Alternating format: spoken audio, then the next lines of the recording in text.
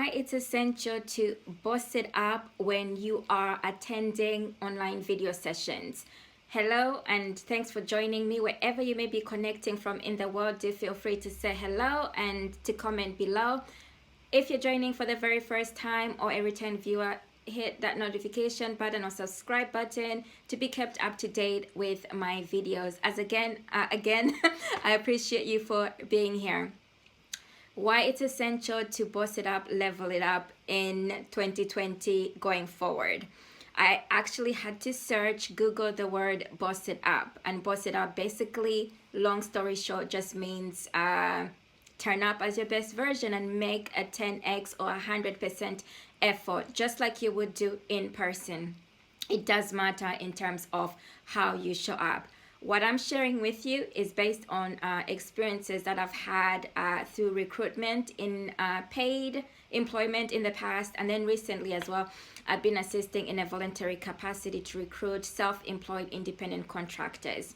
And some of the things that I have noticed, it is also just keeping in mind that it's not necessarily picking on anybody, but it's just things to keep in mind that you might not be aware of when you are showing up, like on video interviews, and how somebody is assessing you in terms of your presentation. Verbal, written communication as well does make a huge difference.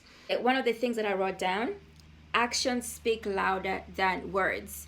When applying for new opportunities, you never know who you're meeting. So I've mentioned, for example, like how you show up. What is essential? I'll just go through the list of what I've written down.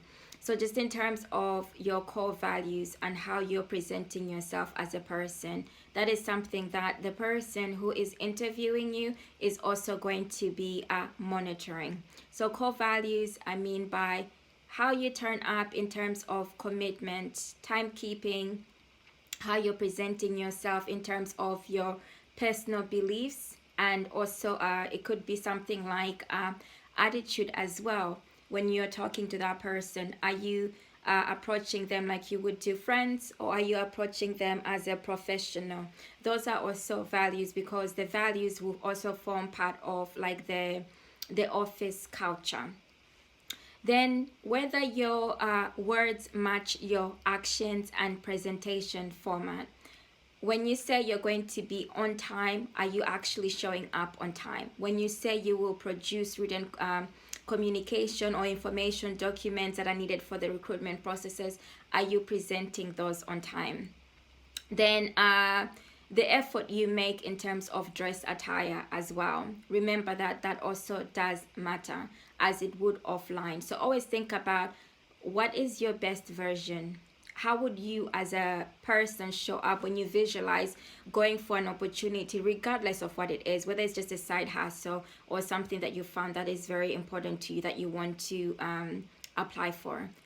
Treat it the same as you would do as you're applying as a CEO or founder of that organization. So when you visualize yourself, what is your best version, and how is that best version going to show up in those video interviews? The location and environment matters. This location, okay? So I've seen different types of people show up in different ways. Again, it's about your values and how you want to be seen as a professional, and whether you want to be taken seriously or not. As you don't know the culture of the organization and you're a new person, even if you heard about it, being a new person means that you still have to come in your best presentation. So in your environment, in how you dress, making sure that there's sound, there's no interruptions, there's no distractions, and you're showing up in a professional way, and also addressing that person in a professional manner until you learn the culture. Some examples of what I have seen is text speak in communication, communication as on a friend level rather than a professional. Then as well, why I'm mentioning this like on a friend level rather than a professional level is that we all come from diverse backgrounds. So when you are approaching somebody new, you actually don't know what their ethic is. So it's always good to be on the middle ground. Okay, think about how you present yourself in different settings and approach people in that way. And as it's professional, think about being professional rather than overly friendly, because you're applying for a professional opportunity. If that makes sense. I've seen people choose interesting locations, as in backgrounds, on the trains, in cars, in traffic, or somewhere like in a parking lot. It makes a difference, again, because look at it this way: when you're going for like an interview in an office environment, you're not going to be sat outside like in a car and say, oh, I want to have the interview take place here. You also want to be somewhere where it's like quiet, so that you can take notes, ask questions. Being a self-employed individual or independent contractor, it's more competitive than it would be for an employee. And it's competitive in that the person who's seeking a partnership opportunity, and I'll say partnership because it's not employment, they are likely to choose people who are going to deliver, because on both sides, for the person who wants a partnership with you, they want somebody who's actually going to deliver and is not going to cost them more. In an employee position, you're likely to receive extra comfy utilities, or like such as training, coaching, mentoring, support, and other additional incentives than you would do as an independent contractor. This is why it's also essential to boss it up, level it up, and show up as your best version, because it is competitive. People do not want people who are not going to be committed. And if you are saying, some of the people that I've interacted with have expressed an interest that they want to become their own bosses, they want to become their own they want on their own businesses or start an entrepreneurship venture. So when you're coming from that perspective, if I was interviewing you and your core values or how you show up as an individual is not matching up, then I would start to question whether this partnership would be great or not. I would also start to question whether great or not, as in whether you're a suitable potential partner, business partner. Because if you're showing up late and my cutoff point is 15 minutes, if you haven't shown up early, even on a Zoom call or an interview call, then to me it's showing me that you're not fully committed to the opportunity. And if you're speaking to me in text speak or in slang words, again, I might think maybe it's not just to knock down cultural differences or anything like that, but all of us have to present in a certain way when we go to interviews or professional settings. So for videos, it's still the same way. The reason why I'm stressing that out is that any of us could just choose to be to speak in any way we wanted to. If you could decide to go, for example, into an English speaking interview and decide to speak French, Arabic, Italian, Afrikaans, and then the person wouldn't understand what you're saying because they are an English speaker, or vice versa. You could be in a French-speaking country, it's a French interview, and you start speaking English or another language, and the person will look at you like, I don't really understand what you're talking about.